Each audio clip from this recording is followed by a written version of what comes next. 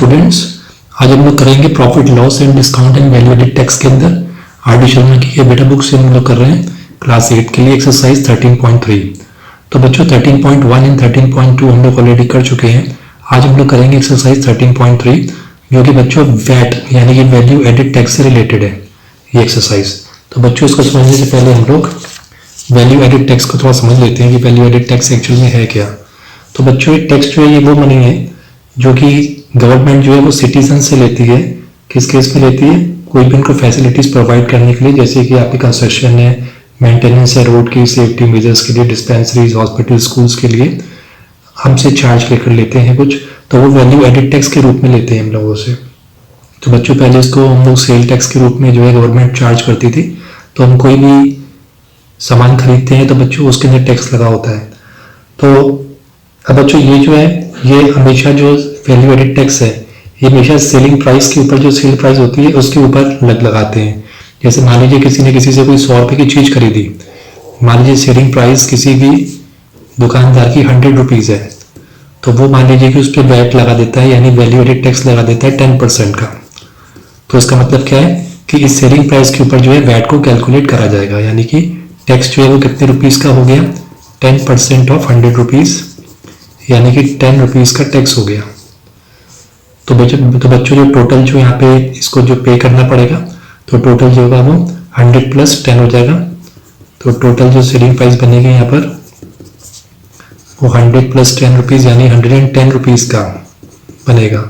तो बच्चों टैक्स जो है यहाँ पे 10 रुपीज़ का लिया गया है। तो अलग अलग जगहों पे अलग अलग परसेंटेज ऑफ टैक्स अलग अलग स्टेट्स के अंदर अलग अलग अप्लाई होते हैं। तो हमें जो परसेंट दिए जाएंगे हम उस हिसाब से जो है टैक्स को कैलकुलेट कर लेंगे।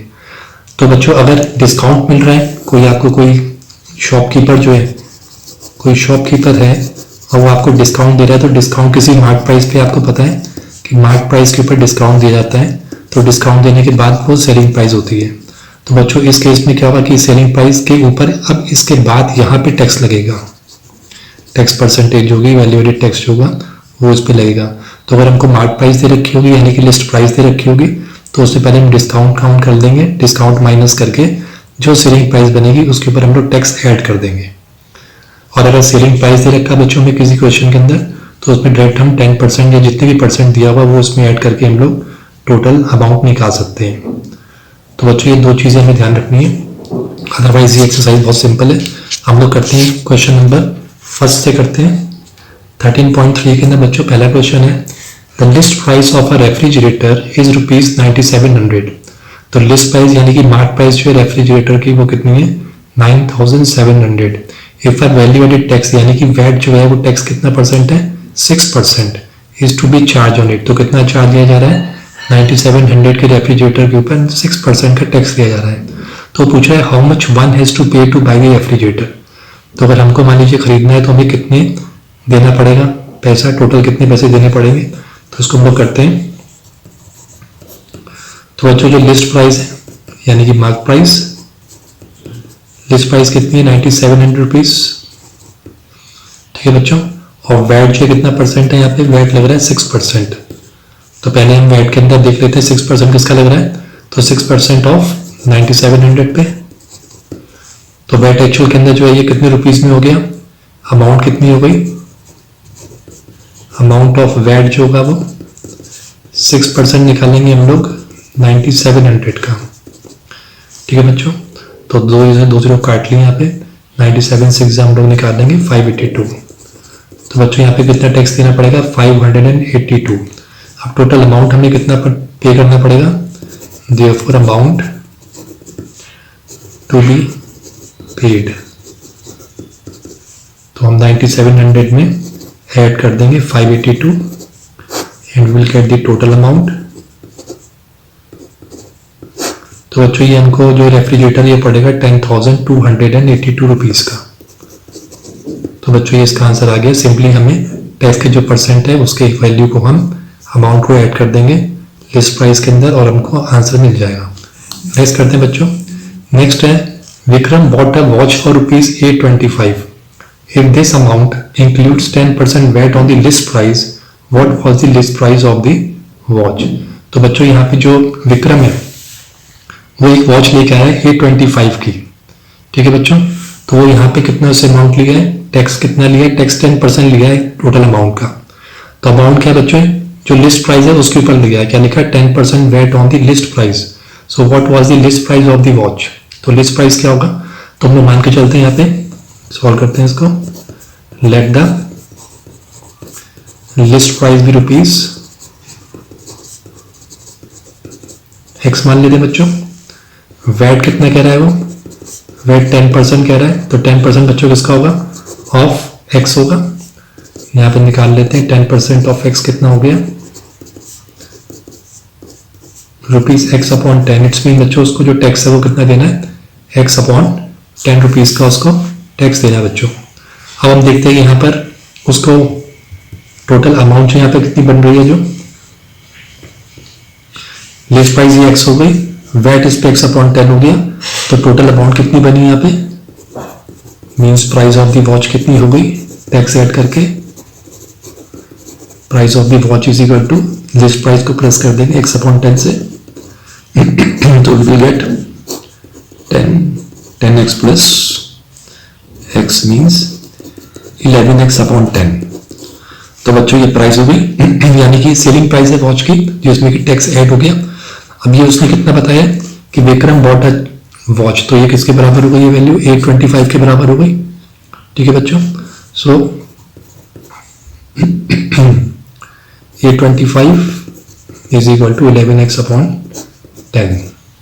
ठीक है बच्चों, तो हमको x की वैल्यू निकालनी है, क्योंकि लिस्ट प्राइस निकालनी है हमको, लिस्ट प्राइस हमने x मान ली है, तो ये हमारा आ गया x इज इक्वल टू 8250। तो बच्चों लिस्ट प्राइस कितनी हो गई, यहाँ पे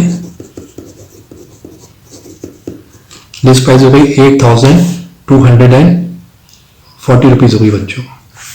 ठीक है बच्चों, यहाँ पे एक 11 और है, ये हमने देखा यहाँ पे, इसको 11 से भी डिवाइड करना पड़ेगा क्रॉस मल्टीप्लीकेशन में, तो 11 यहाँ रख लेते हैं, 11 कर लेते हैं, तो इट्स मीन इसको यहाँ से कॉल करते हैं 8250 अपॉन 11। तो बच्चों ये हो जाएगा 11 से कट जाएगा, 11 5 जा, 11 7 जा एंड 5 जा, तो बच्चों उसका 750 रुपीज आ रहा है लिस्ट प्राइस। तो बच्चों यहाँ पे 11 हमारा रह गया था, 11 को क्रॉस मल्टीप्लीकेशन में नीचे हम नहीं लेके आए थे, 11 को नीचे ले आएंगे और x की वैल्यू हम फाइंड कर लेंगे यहाँ पर 750 रुपीज। इट्स मीन इसका आंसर कितना है बच्चों, 750 रुपीज आया list price of the watch, और इस 750 पे 10% का टैक्स बना, तो वो कितने की बिकी, 825 की, जो कि विक्रम ने खरीदी। ठीक है बच्चों, नेक्स्ट करते हैं। नेक्स्ट क्वेश्चन है, Aman bought a shirt for rupees 374.50 पैसा, 374 रुपीज 50 पैसा की अमन ने एक शर्ट खरीदी, विच इंक्लूड 7% टैक्स। तो बच्चों इसके अंदर ऑलरेडी 754.50 के अंदर 7% वैट इंक्लूड है।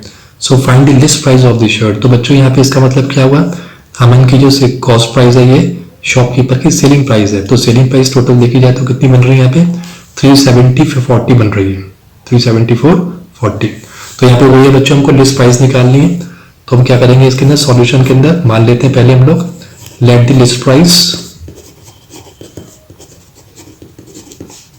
Of a shirt be rupees x. ठीक है बच्चों, वैट कितना है, वैट है 7% लगेगा, इसके पे लगेगा लिस्ट प्राइस के पे लगेगा। ठीक है बच्चों, तो ये कितना हो गया 7x अपॉन 100 हो जाएगा, 7% का 7 अपॉन 100 और x लग जाएगा। तो बच्चों वैल्यू कितनी हुई शर्ट की, वैल्यू ऑफ शर्ट देखी जाए तो उसके लिए एक तो लिस्ट प्राइस होगी, इसके अंदर ऐड हो जाएगा टैक्स, कितना हो जाएगा 7x upon 100।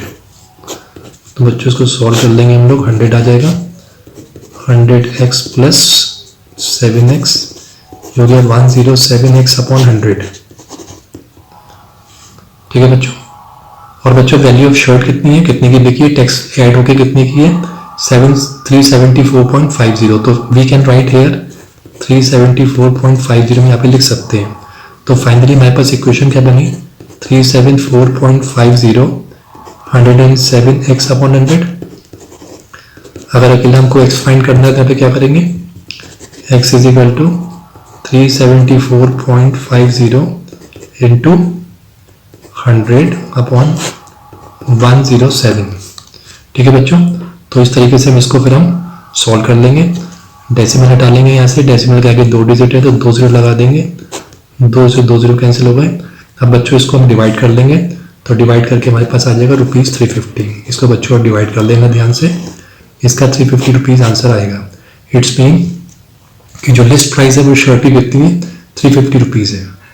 Okay, so this is the list price हमने निकाल ली, एक्स की वैल्यू ये आ गया ₹350। आई थिंक बच्चों आपको यहाँ तक क्लियर हो गया होगा। नेक्स्ट वीडियो के अंदर हम 4 से स्टार्ट करेंगे। आपको पसंद आया हो, समझ में आया हो क्लियर, तो शेयर करिए अपनी क्लासमेट्स के साथ, सब्सक्राइब जरूर करिए, लाइक करिए, कमेंट करिए। थैंक यू बच्चों।